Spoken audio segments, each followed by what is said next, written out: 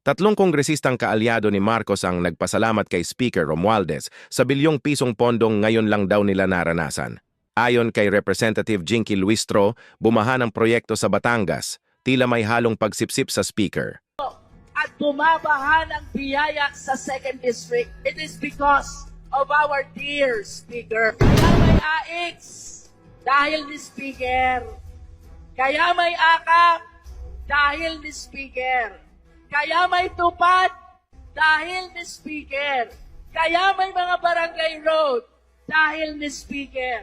Kaya may patubig dahil ni Speaker. Ipinagmalaki ni QC 4th District Representative Marvin Rilo na siya lang daw ang namimigay taon-taon ng ayuda at nangakong tuloy-tuloy ito habang siya ang nakaupo. Ipapalit ko ang pera sa inyong lahat. First time po nangyari yan. Maghanap kayo ng dating opisyal ng gobyerno na nakatingin kayo ng ayuda.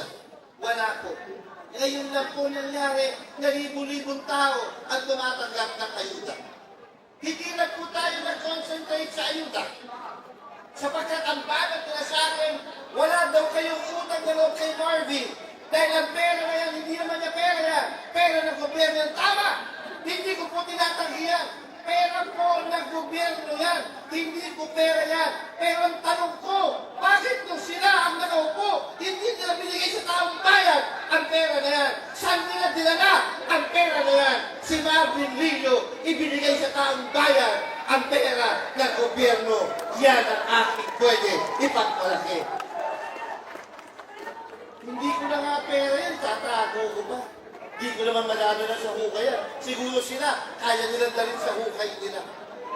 Kamakailan, ipinagmalaki ni QC 3rd District Representative Franz Pumaren na bilyon-bilyong piso ang natanggap niya mula kina Pangulong Marcos at Speaker Romualdez para sa kanyang distrito.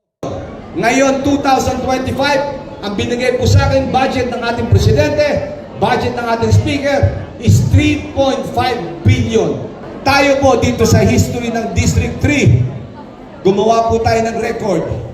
Sa span of 3 years ko, ang napa-approve ko pong budget, never, kahit i-combine lahat ng naupong kongresista dito, never na nangyari sa kanila.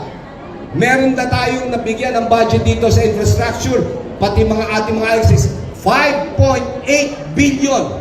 Ngayon, 2025, ang binigay po sa akin budget ng ating presidente, budget ng ating speaker is 3.5 billion.